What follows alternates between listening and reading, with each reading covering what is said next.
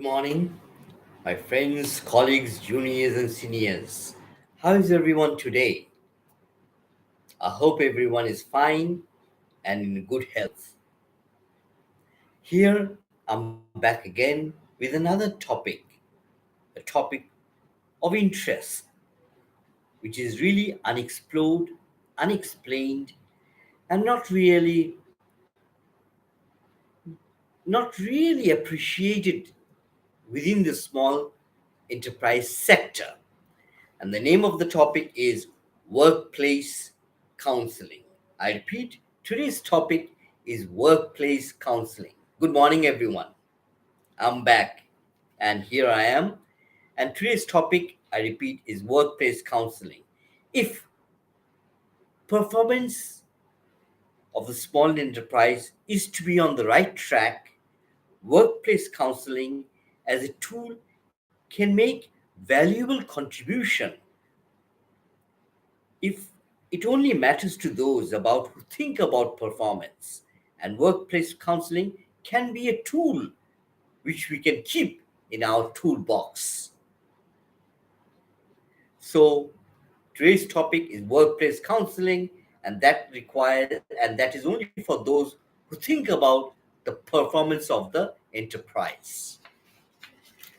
Small enterprises have always struggled to survive, and innumerable examples can testify to the fact that premature departure is the reality. There is no doubt that politics, economics, society, technology, law, and environment all play a significant role in the life of the small enterprises. There's no doubt. These are all external factors. On the other hand, performance, management system, structure of the organization, culture of the organization, policies, procedures, systems, all these also play a key role to strengthen the enterprise from an inter- internal perspective of the organization. Both are important, external and important. But to me, the most important and fundamental issue is performance. Our concentration will be on performance. And by the way, before going any further, I have to say I'm no professional counselor. I'm not suitably qualified. So I'll be talking about workplace counseling at the basic level, which comes from years of experience in the field of human resource management. But yes, I'm not I'm not really suitably qualified as a counselor. And my concern is with performance. And to improve performance, this is one of the tools which is unexplored, unexamined, underutilized. We can keep this in our we can keep this in our toolbox. When necessary, we can apply workplace counseling. It is an extremely important tool from my perspective, from my understanding. If only the top management appreciate this, the top management will have to appreciate workplace counseling, particularly for the essential professionals, managers, and supervisors. Sorry, this is a very important topic, workplace counseling. The concept workplace counseling needs to be understood. The question is why? Why is not? Why is this topic underutilized, unexplored by the enterprise, small enterprises? Sorry about this. The reason is simple reason is the top management or the people within the organization lack understanding of counseling. And I'm not just talking about counseling, I'm talking about workplace counseling.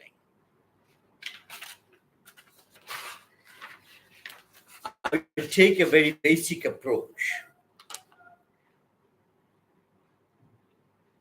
I will suggest is a working knowledge for beginners, hopefully leading to further knowledge. Counseling is a branch of psychology, and there are advanced training and qualifications related to counseling. But my focus is on workplace counseling attached to performance.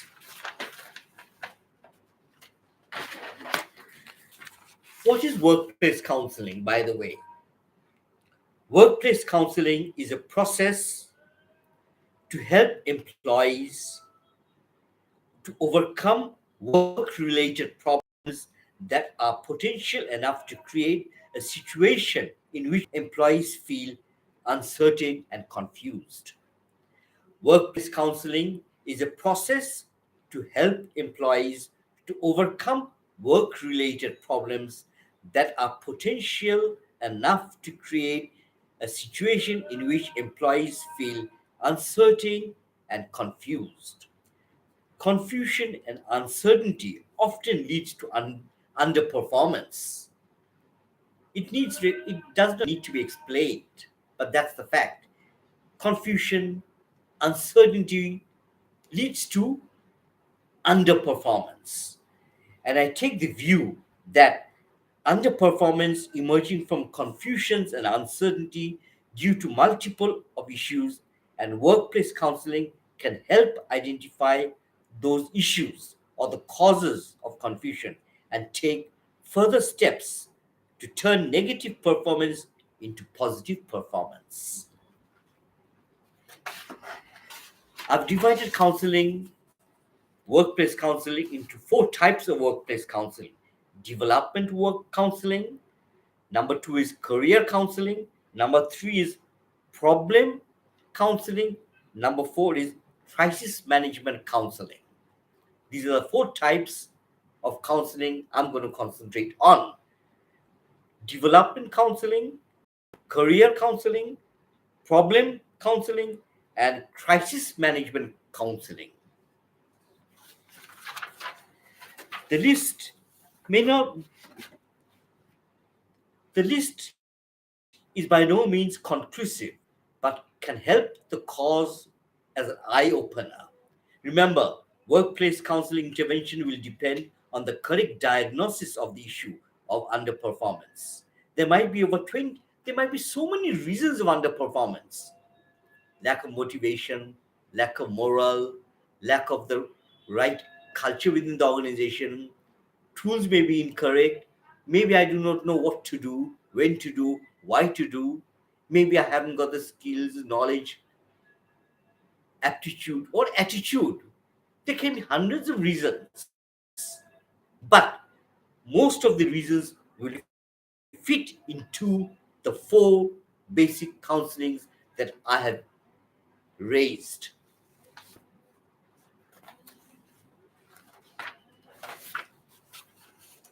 Development counseling. This is a sort of realization that development is required as perceived by the employee and the management in relation to the work that needs to be corrected. Development counseling is a sort of realization that is required, perceived by the employee and the management, and it is related to a learning gap which must be corrected. Development is a learning gap. Actually, development means or implies a transformation or a change. Development counseling is the art to deal with such issue. It is in fact more than an art. It is a technique to facilitate the process of change and learning by focusing on learning and knowledge and skills acquisition. Key issue: both the employee and the employer, the SHR professional will have to agree that there is a problem related to skills, knowledge, attitude, and is the cause of performance inertia. Instead of using underperformance, I've used performance inertia. It's the same thing. It means underperformance. both will have to agree that there is a learning gap. Both have to agree that there exists a learning gap, which is causing performance inertia. There are two types of development counseling: learning gap and role counseling. Learning gap is an active process, according to Jeffrey Petty, an outstanding scholar in the field of learning. Learning is about remembering, is about understanding, and and it is also about using the stored information when required. Learning can be in terms of skills, knowledge, and behavior. This reminds me of the old Chinese saying: I am told and I forget. I see and I remember. I do and I understand. I repeat, it is an old Chinese saying: I am told and I forget. I see and I remember. I do and I understand. What else is there to say? These three sentences say everything about learning. The learning gap, again, I've divided learning gap into four types of learning gaps. First, the first is identify learning needs. The second is specify learning items. The fourth is execution, now planning the learning scenario. And the fourth is execution and feedback. So the first is identify the learning needs, the sources of learning needs. Then comes specific items of learning. After that comes plan the scenario of learning or the learning event, and then execution and feedback. The sources may include performance. How do I know there's a learning gap? It will be revealed by performance appraisals, critical incidents, legal requirements, change in technology, compliance, etc. From these, gaps may be revealed. And also, a clear dialogue with the employee is a must to establish a learning gap. It also comes from observation. Increase in customers' dissatisfaction can be also source of learning gap. Dialogue with supervisors at the factory and plant level is essential at this stage to identify a learning gap. The second point is defining the learning gap or learning needs categorically and specifically. What are we talking about? A learning gap. Definitely, it must be defined. Third is about execution and in a planned manner. That will include the contents of the learning, list of participants, venue, time, date, and so on, and the main trainer.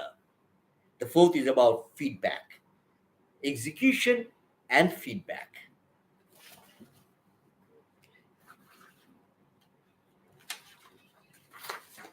Now, briefly about role counseling. Remember, development counseling and role counseling. Now, I'm going to talk about role counseling.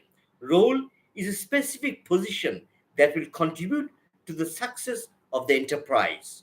The role comes with specific knowledge, skills, behavior, attitude related to the position. It is the incumbent who will have to demonstrate competence in each of the above elements. The elements of role can be derived from the job analysis, person specification, observation, and experience.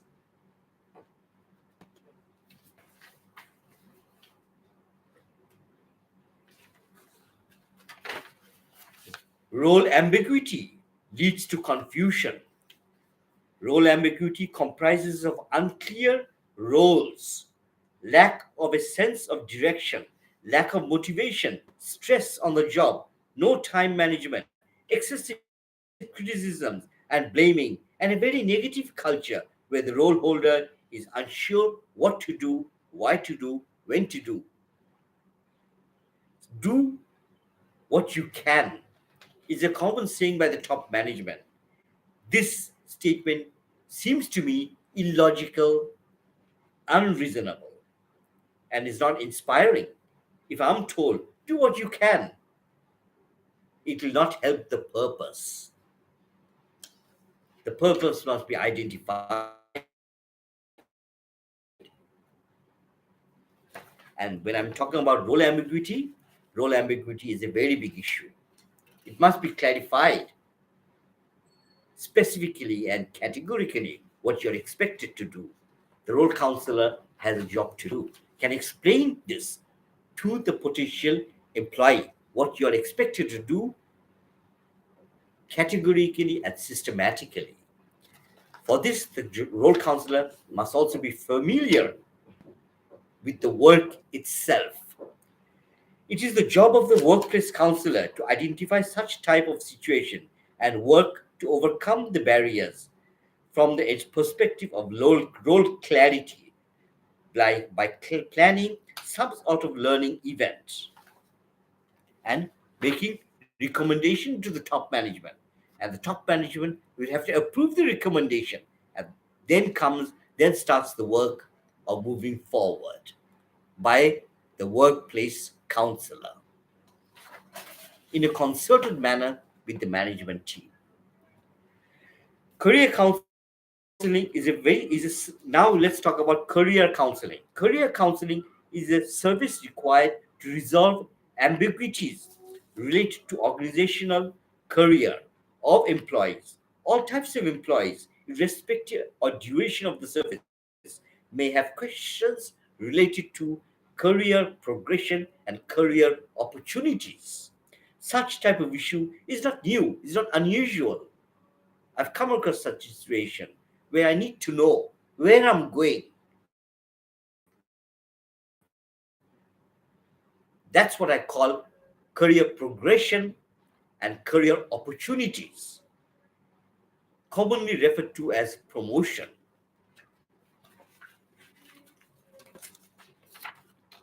Career counseling again divided into two parts: career planning and career development. Career development is about understanding what skills, knowledge, attitude, aptitude is required for a future role. And career planning is understanding the sequences of the roles within the organization that comes from the organizational structure. In my case, my organization,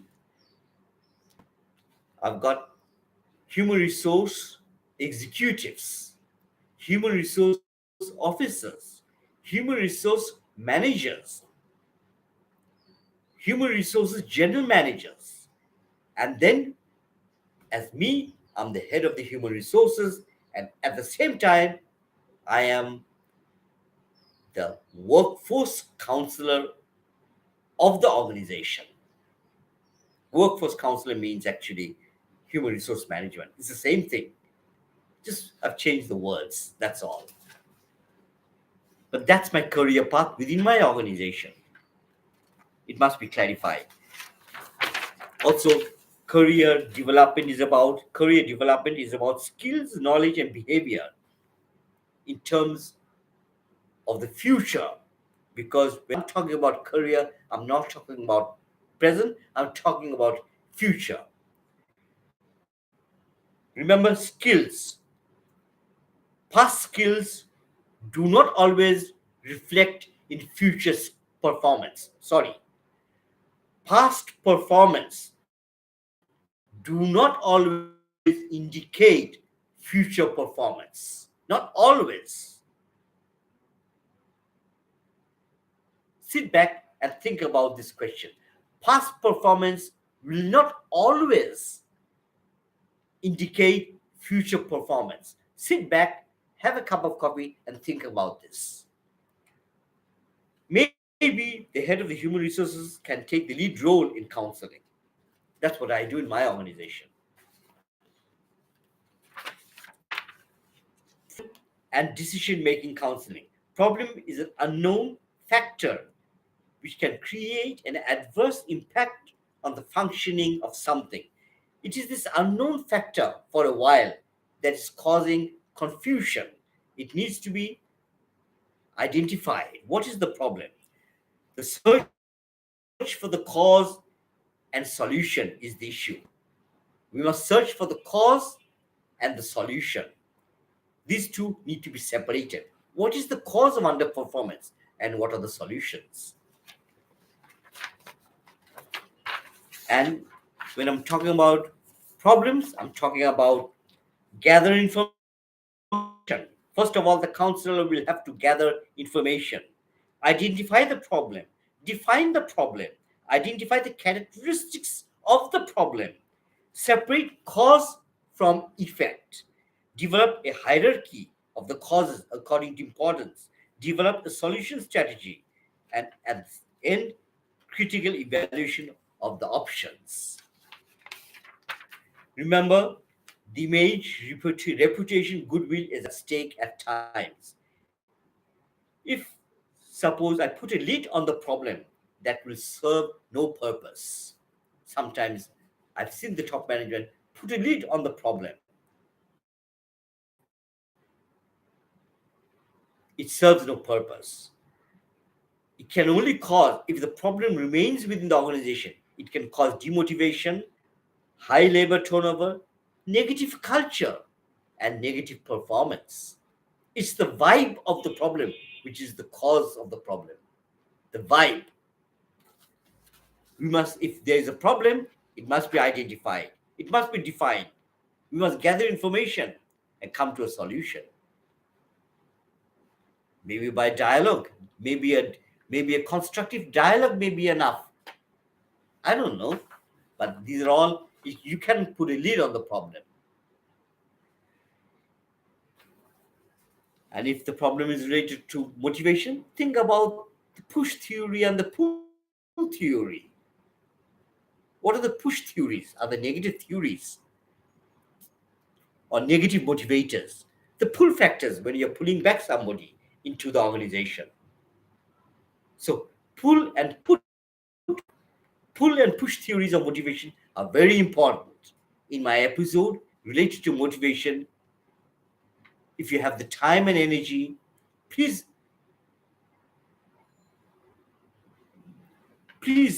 visit the episode related to motivation. I think I've done it a few weeks ago. I don't remember, but I've covered the topic of motivation. To me, motivation is an extremely emotive and powerful managerial issue. To me, crisis management and supportive counseling. Remember, these are emergency situations where a person may feel helpless. It may come from the death of someone or harassment or even some kind of shock to the employee. The memories do not really fade away that easily. Such type of scenario will have an impact on performance. And yes, counseling will have to be intervened. But there are 4 stages. Denial. First of all, I'll deny. The second one is depression. I'll be depressed. Fourth stage is accept. I'll accept the worst of the pain is over. Recovery. Full and normal functioning returns. These are the 4 stages. In the case of a death of somebody you love, this is how you'll have to intervene in a counseling session with somebody who has lost his most valuable persons in life. Denial. These are the symptoms you'll expect. You'll expect denial, depression, acceptance will take some while, and then recovery will take some time. These are 4 stages in a grief situation. Also remember, my friends, if such type of situation will require counselors and qualified counselors. Skills of the workplace counseling. What could be the skills? Communication skills. Good communication skills are required. Good communication skills are skills of the workplace counselor. Listening skills. I'm not only talking about listening, I'm talking about attentive listening skills. Take your time. Don't rush. Take notes if you needed to do so. What are you going to say will depend on the situation.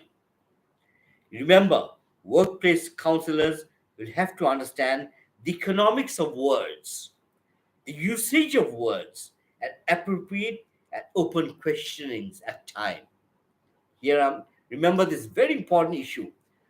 Workplace counselors will have to understand the economics of words, usage of words, appropriate use of open questions. These are the skills that will be required by the workplace counselor. But he or she will have to be a good communicator, and that builds credibility and trustworthiness.